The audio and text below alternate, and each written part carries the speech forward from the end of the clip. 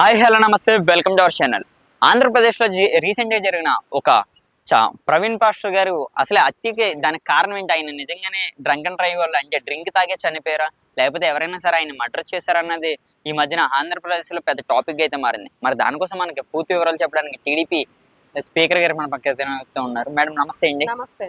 Madam అసలు ఏం జరిగిందంటారండి Praveen pastor గారు విషయం? ఇక్కడ ముఖ్యంగా ఒక విషయం అండి. ఫస్ట్ అక్కడ ఒక ఫాస్టర్ అనే వ్యక్తి చనిపోయారు, ఓకే. కానీ ఇక్కడ దాన్ని మత ఘర్షణల కిందకి లేవదీసే కోణంలో కొంతమంది అయితే తీసుకొస్తున్నారు. ఎందుకు మత ఘర్షణల వైపు దాన్ని తీసుకువెళ్తున్నారంటే ముఖ్య కారణం పాస్టర్ గారు అయితే చనిపోయారు, కాదని ఎవరు అంటలేదు. కానీ దాన్ని యాక్సిడెంటా, లేకపోతే ఎవరైనా మర్డర్ చేశారా, లేకపోతే డ్రంక్ అండ్ డ్రైవా, ఇన్ని రకాలుగా 300 సీసీ కెమెరాలు ఎంతసేపటికి వైఎస్ఆర్సీపీ ప్రభుత్వం వాళ్ళ కుటుంబ సభ్యులు కూడా ఎవరు దీని గురించి మాట్లాడట్లేదు.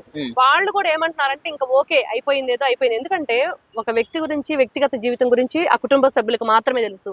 మరి వాళ్ళే క్లియర్ కట్ గా ఇంకా దాని గురించి మీరు ప్రస్తావించొద్దు, ఇంకా దాని గురించి వదిలేసేయండి అంటున్నా కూడా వైఎస్ఆర్సీపీ వాళ్ళు మాత్రం వదిలిపెట్టే ప్రయత్నం చేయలేదు.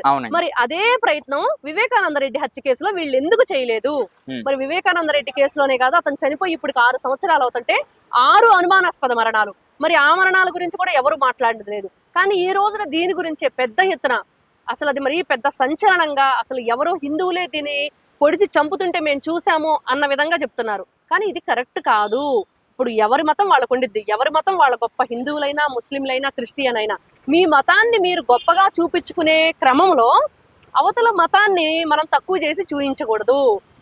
ఎవరికి ఇచ్చే గౌరవం ఇచ్చి పుచ్చుకోవాలి. మరి నిన్న రంజాన్ పండుగ సందర్భంగా ముస్లింల మీద బీజేపీకి సంబంధించిన హిందువులు పూల వర్షం కురిపించారు. మరి ఈ రోజున అది ప్రపంచ వ్యాప్తంగా కూడా నెటిజన్లు భారతదేశం యొక్క గొప్పదనాన్ని చాలా గొప్పగా చెప్పుకుంటున్నారు. మరి అది కావాలి మనకి. ఇప్పుడు క్రిస్మస్ రోజు హిందువులు కూడా ఇప్పుడు ప్రజాప్రతినిధులుగా ఉన్న వాళ్ళు కానివ్వండి, అందరూ హిందువులే కదా. మరి వాళ్ళు కూడా వెళ్ళి వాళ్ళకి సంబంధించిన ప్రార్థనలు కానివ్వండి, అక్కడికి వెళ్ళి ఎవరైతే అక్కడ ఫాస్టర్ ఉంటారో వాళ్ళకి సంబంధించిన కానుకలు ఇవ్వటం కానీ అవన్నీ చేస్తారు.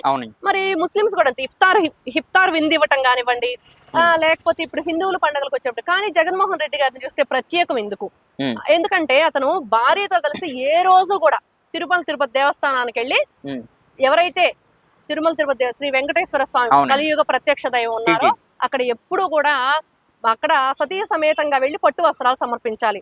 ఆయన ఏ రోజు కూడా అలా చేయలేదు. మరి అలా చూస్తే తిరుపతి దేవస్థానం సెట్టింగే వేయించుకున్నాడు తాడేపల్లి ప్యాలెస్ లో. మరి వాళ్ళకి ప్రసాదం గానీ ఏదైనా ఇచ్చినా కూడా స్వీకరించే ప్రయత్నం లేదు. ఇప్పుడు దీన్ని అంతటినీ కూడా ఎందుకు తీసుకురావాల్సి వస్తుంది అంటే ఈ రోజు వీళ్ళు మాట్లాడుతున్నారు కదా. మరి ఇది ఏ విధంగా ఏ కోణంలో చూడాలి అంటే మొన్న గోరంట్ల మాధవ్ గారు అంతర్యుద్ధాలు జరగబోతున్నాయి అన్నారు. మరి అది ఎంత పెద్ద తప్పు, చాలా పెద్దవాడు. అది వినటానికి చాలా చిన్నదిగా ఉన్నా అంతర్యుద్ధాలంటే ఎవరికి మీరు కలహాలు రేకెత్తించే విధంగా మాట్లాడుతున్నారు అంటే ఇప్పుడు మీరు చేసే చర్యలు ఇవేనా? ఫస్ట్ ప్రవీణ్ చావునే మరి ఇప్పుడు మిగతా వాళ్ళు అనొచ్చు, ఇప్పుడు ప్రజల్లో కూడా అంటున్నారు మరి మాట్లాడే వాళ్ళల్లో ఎవరైనా చేసి ఉండొచ్చా అని. మరి ఇన్ని రకాలుగా వాళ్ళు ఎందుకు ఈ క్వశ్చన్స్ అని తీసుకొస్తున్నారు అని.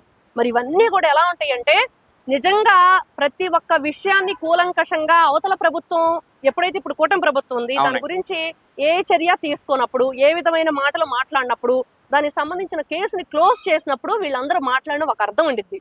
మేడం ఇది దీనికోసం కూడా సనాతన ధర్మం అని పవన్ కళ్యాణ్ గారు చెప్పారు కదండి.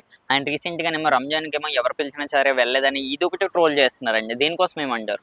ఇక్కడ ఇప్పుడు అతను ఒక దేశంలో ఉంటారు, అప్పుడు కొన్ని నియమ నిబంధనలు ఉంటాయి. దానికి సంబంధించి మరి వెళ్ళకూడదు ఉంటాయి ప్రతి ఒక్కదానికి. ఇప్పుడు మాల వేసుకుని ఉంటారు, మాల వేసుకున్నప్పుడు ఏదైనా నాన్ వెజ్ తినరు, మాల తీసేసిన తర్వాత అదే వ్యక్తి తింటారు. మరి అదే వ్యక్తి కదా మాల వేసుకున్నప్పుడు ఆ వ్యక్తి, మాల తీసిన తర్వాత ఆ వ్యక్తే. కానీ అక్కడ మాల వేసుకున్నప్పుడు ఏంటంటే కొన్ని నియమ నిబంధనల్ని పాటించాలి. ఇప్పుడు మన దైనందిన జీవితంలో మిగతా రోజులన్నీ ఎలా ఉన్నా ఒక క్రమబద్ధం. ఇప్పుడు రంజాన్ నెల ఉంది, రంజాన్ నెల అంతా వాళ్ళు ఎందుకు భోజనం తినరు? మరి అదే వ్యక్తి తర్వాత రోజు తింటున్నాడు కదా. అంటే వాళ్ళకున్న కొన్ని ఫార్మాలిటీస్, రూల్స్ అండ్ రెగ్యులేషన్స్. ఎందుకంటే ఒక క్రమబద్ధమైన జీవితాన్ని, క్రమశిక్షణ జీవితంలో మనం ఒక పని చేస్తుంటే ఏదైనా సమాజానికి మనం ఏం చాటి చెప్తున్నాము, మన ధర్మం ఏంటి. ఇప్పుడు ఖురాన్ కానీ, బైబిల్ కానీ, భగవద్గీత కానీ ఇవన్నీ ఏం చెప్తున్నాయి అంటే సత్యం, ధర్మం, శాంతి, ప్రేమ, అహింస ఇవి మాత్రమే చెప్తున్నాయి. ప్రతి ఒక్కరు కులం ఏదైనా, మతం ఏదైనా, జాతి ఏదైనా సరే నువ్వు అహింసగా వెళ్ళాలి, సత్యంగా వెళ్ళాలి, ధర్మంగా వెళ్ళాలి, న్యాయంగా వెళ్ళాలి, ఇది కదా కావాలి. ఇవన్నీ వదిలేసి ఒకరి మీద ఒకరు కుట్రపూరితమైన రాజకీయాలకు తెలదీయడానికి, లేకపోతే ఇప్పుడు కూటమి ప్రభుత్వం మీద బురద జల్లే ప్రయత్నమే తప్పించి ఈ ఫాస్ట్ ప్రవీణ్ గారి గురించి వీళ్ళంతా ఫాల్స్ ఎలిగేషన్స్ మాత్రమే తీసుకొస్తున్నారు. ఇప్పుడు 300 కెమెరాలు చెక్ చేస్తే ఆయన అక్కడ కొన్నారు, సరే ఎవరికన్నా ఇప్పించడానికి కొన్నారా అనుకుందాం, కానీ ఎన్నిసార్లు ఇప్పిస్తారు? ఇప్పుడు అతనే సొంత డబ్బులు దాంట్లో మనకి ఇప్పుడు గూగుల్ పే, ఫోన్ పే కూడా అకౌంట్స్ చూస్తే మనం దాంట్లో కూడా అతనే చేశారు. మరి బండి హెడ్ లైట్ పడిపోయింది, అక్కడ పట్టపగలు ఈ రోజు కొత్తగా ఒకటి వచ్చింది వెలుగులోకి సీసీ కెమెరా ఫుటేజ్, అది డే టైంలోనే లారీ గుద్దేయటం పడిపోవటం అవన్నీ. మరి ఇవన్నీ వీటన్నిటికీ వీళ్ళు సమాధానం ఏం చెప్తారు? ఎవరి దగ్గర కూడా మనం ఒక మాట అనేటప్పుడు ఆ మాట అంటున్నామంటే దాంట్లో నిజాలు ఏంటి, అనొచ్చా అనకూడదా అంటే ఇందులో ఇది ఒక మతానికి సంబంధించిన విషయాలు. ఒకరి మీద ఒకరికి మతాలను రెచ్చగొట్టే విధంగా ఇలాంటివన్నీ కూడా చేయటం కరెక్ట్ కాదు. ప్రతి ఒక్కరూ కూడా ఎవరి మతాలని వాళ్ళు అంటే దాన్ని ఏమంటారు, గౌరవించుకోవాలి.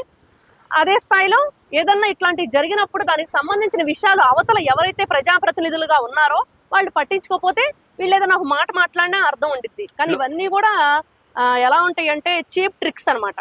లోకేష్ గారు కూడా ట్విట్టర్ లో ట్వీట్ చేశారని దాన్ని కూడా కాంట్రవర్సీ కింద లేపుతున్నారు. దీనికోసం ఏమంటారండి? ఇదే ప్రవీణ్ గారు విషయంలో ఏమని ట్వీట్ చేశారు అంటే లోకేష్ గారు రీసెంట్ గా చెప్పారని, అంటే ఆయన ఎలాగ మృతి చెందారో తెలియదు. ఇది ఆయనే కాదు, ప్రతి ఒక్కరూ మాట్లాడుకుంటున్న విషయం. ఈ రోజున మొన్నటి వరకు వీళ్ళు ఏదైతే ఎలిగేషన్స్ తీసుకొచ్చారో వాటన్నిటికి కూడా ఈ రోజున ఒక్కొక్కటి ప్రతిరోజు మనం వీడియోలు చూస్తున్నాం, సీసీటీవీ ఫుటేజెస్ అవన్నీ బయటకు వస్తున్నాయి. మరి వాటి గురించి ట్వీట్ చేశారు. అంటే వీళ్ళు ప్రతి ఒక్క దాంట్లో వీళ్ళ బూత్ రాజకీయాలు ఉన్నాయి కదా, అవి వెతకటానికే ప్రయత్నిస్తారు తప్పించి ఎక్కడైనా సరే విధ్వంసం లేకుండా వాళ్ళు ఎలా చెప్పాలి, మానవత్వంతో లేకపోతే మానవతా దృక్పథంతో శాంతియుతంగా ఉండే ప్రయత్నం చేయడానికి మాత్రం వీళ్ళు ఎటువంటి ప్రయత్నాలు చేయట్లేదు వైఎస్ఆర్సీపీ వాళ్ళు ముఖ్యంగా. మేడం, కూటమి ప్రభుత్వం వచ్చిన తర్వాత ఆంధ్రప్రదేశ్ లో అరాచకం పెరిగింది అంటారు, ఇది ఎంతవరకు నిజమే? ఎవరంటున్నారు? ఇప్పుడు వైసీపీ నాయకులు అండి, ఇప్పుడు చాలా మంది వైసీపీ నాయకులు అరాచకం పెరిగింది అని అంటే ఏదైతే 2019 నుంచి 24 వరకు వైఎస్ఆర్సీపీ పార్టీ అధికారంలో ఉందో మరి వాళ్ళు ఏదైతే అరాచకాలు చేశారో అవన్నీ కూడా ఈ రోజున బట్టబయలవుతున్నాయి. అప్పుడు ఎవరు వీళ్ళతో పాటుగా ఉద్యోగంలో ఉన్న ఐపీఎస్లు, ఐఏఎస్లు, ఎస్పీలు, ఎస్ఐల దగ్గర నుంచి ప్రతి ఒక్కరు కూడా ఈ రోజున బయటకు వస్తున్నారు. మనం చూస్తే ఒక స్టోరీ, ఒక ఎస్ఐ ఈ రోజున వెలుగులోకి వచ్చి కూటమి ప్రభుత్వం అధికారంలోకి వచ్చాక, నాకు తెలిసి అనంతపురం డిస్ట్రిక్ట్ ఒక లేడీ మంగళసూత్రం తాకట్టు పెట్టించి దానికి సంబంధించిన అమౌంట్ 60,000 రూపాయలు గూగుల్ పే చేయించుకున్నాడు. మరి ఇదంతా ఏంటి? మరి వాళ్ళే ఈ రోజున బయటకు వచ్చి మేము తప్పు చేశామని ఒప్పుకుంటున్నా కూడా మళ్ళీ వీళ్ళు ఏం ఎలిగేషన్స్ చేస్తున్నారు?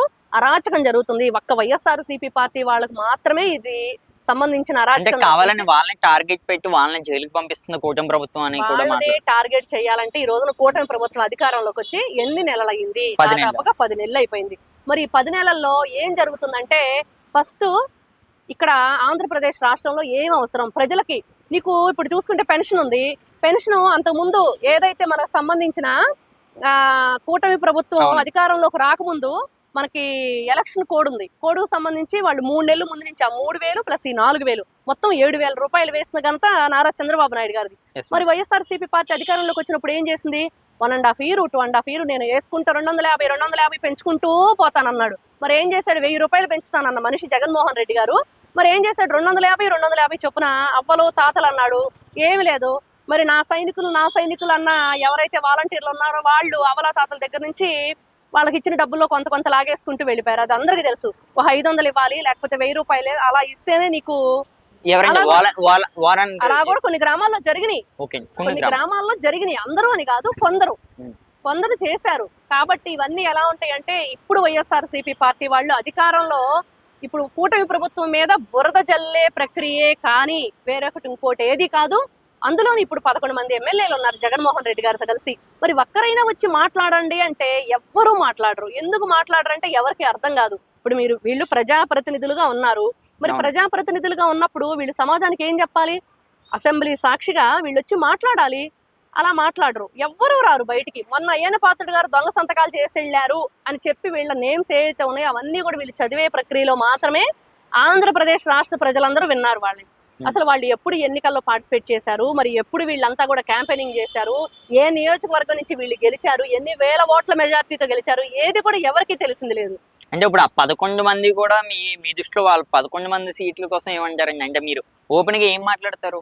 అంటే వాళ్ళు లేరన్న లెక్కల్లో ఏం లేదమ్మా. ఇప్పుడు అక్కడ ఏం జరుగుతుందంటే కూటమి ప్రభుత్వం అధికారంలోకి వచ్చాక మేడం. వీళ్ళకి ప్రతిపక్ష హోదా లేదని జగన్మోహన్ రెడ్డి గారు మాట్లాడుతున్నారు. అవునండి. ఓకే, నీకు ప్రతిపక్ష హోదా లేదు, కానీ మేము ఆంధ్రప్రదేశ్ ప్రజానికంగా అంతా ఏం కోరుకుంటుందంటే, నువ్వు ప్రజల మనిషివి, ప్రజల పార్టీ, ప్రజల మంచి కోసం చేసిన పార్టీ కానీ నువ్వు చెప్పుకుంటున్నావు. మరి అలా చెప్పుకుంటున్నప్పుడు నువ్వేం చేయాలి?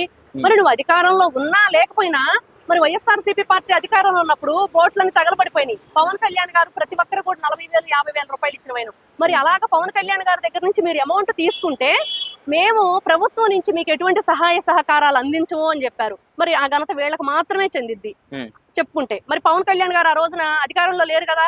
మరి ఏదైనా ప్రజలకి మనం సహాయం చెయ్యాలి అనుకుంటే ఎవరికి కూడా అధికారంతో సంబంధం లేదు.